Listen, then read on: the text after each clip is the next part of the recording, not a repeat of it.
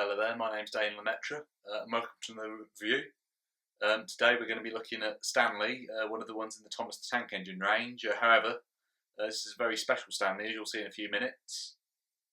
As you know, I collect the Erskine range, the Hornby range and the Batman range.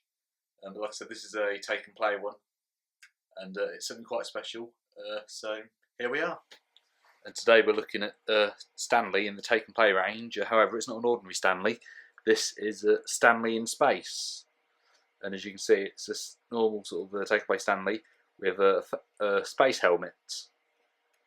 I saw this in Wilkinson's the other day. It was £5.50, which I thought was quite a good price. It was cheaper than it was in Toys R Us and a few other places that I looked at on the internet. I haven't seen one for a better deal than that.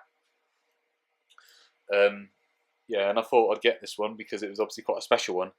As you know, there's a lot of merchandise that are based upon certain episodes. So like the paint splattered Thomas, related to Cornwall engines when he gets covered in paint. This, however, is based upon a video that a father did for his son, and his favourite toy was Stanley in the wooden range. And you can see I've got a wooden Stanley. And if you watch that video, what he actually did was send the wooden Stanley up into space, using a weather balloon and various other bits of technology. And and so the take and play range decided to make this based upon that, and it's quite nice. I think it's quite nice that they've inspired. They've been inspired by an actual something that someone's actually else has done, not what's been done in the TV series for a change. It reminds me actually when I did a railway show it was actually about a year ago now. I did a railway show, and as a joke we put a cake on one of Salty's flatbeds, and it'd be amazing if someone got some inspiration from that maybe to make an episode, although it's probably not as exciting as Stanley in space, I admit. I think it's a very good model. However, though, at the same time, although I think it's good, I think it could be better, because what they've done with the take and play range now is they've added these great big magnets. And also, they've been quite lazy with a lot of models recently. I mean, as you can see there, Stanley's got silver buffers. They haven't even painted the buffers. The buffers are just red blocks. And if you turn over to the back, you can see some more characters advertised. So you've got Harold, and I think his blades, or his rotors, are far too small. And then you've got Thomas and Percy, and their buffers have just been painted red, just red blocks, and obviously they're black. There's one of Luke there, and they've painted his buffers black when they are actually silver, but they've actually painted them there. And on this one, there's Stanley in space, which is this one.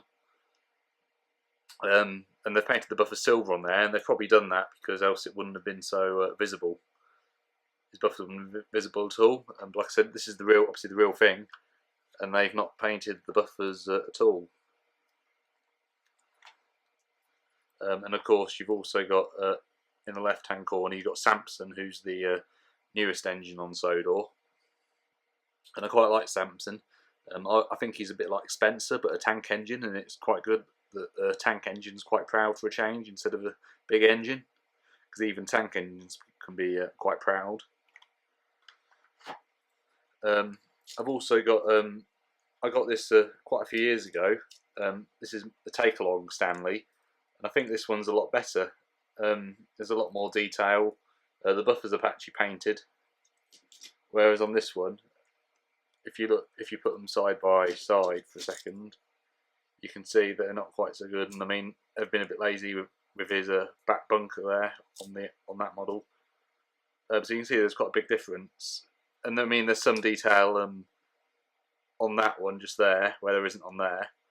I mean, as you probably know, there was when the Erskine range was discontinued, they brought out the take along range, and then in 2010 they replaced the take along range with the take and play range, and the take and play was basically take along but a lot better. And the first one I actually got in that range was Kelly the Crane, and Kelly's been one of my favourites in the pack, so hopefully he'll come back soon. Yeah, so the take and play range was a lot more detail, but they've upgraded them recently, and they've put them in this new sort of packaging. And I think the new sort of packaging is good, but like I said, they've been quite lazy with the models, giving them these great big magnets and then not painting the buffers. And I don't think they're quite as good as the take along range. I also think that because obviously it was a wooden Stanley that was sent into space in that video, they could have actually done it as a in the wooden range as well. But I think it's nice to do it in this range. So I think it's quite a nice one, and in the future it'll probably be quite a collectible one.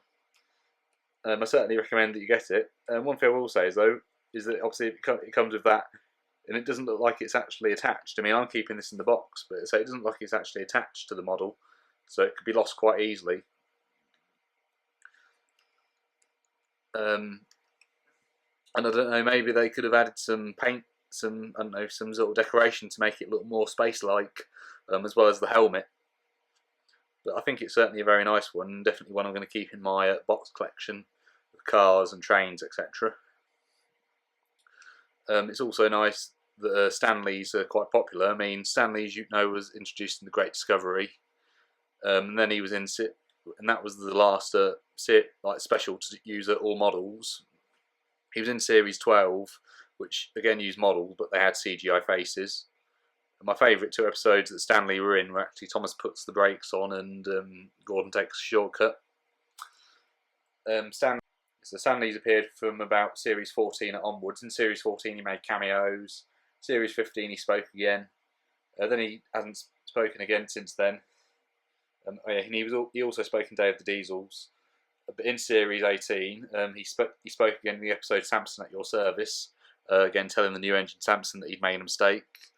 And then in the 19th series, he gained a lamp on his front and a brake pipe, and he also had a tail lamp on his back, which you can probably just about see. And since Andrew Brenner took over the series, a lot of the engines have now gained lamps and headlamps and one thing and another, and become a lot more detailed. So I think this is a very great toy, and I recommend that you get it. And thank you for watching.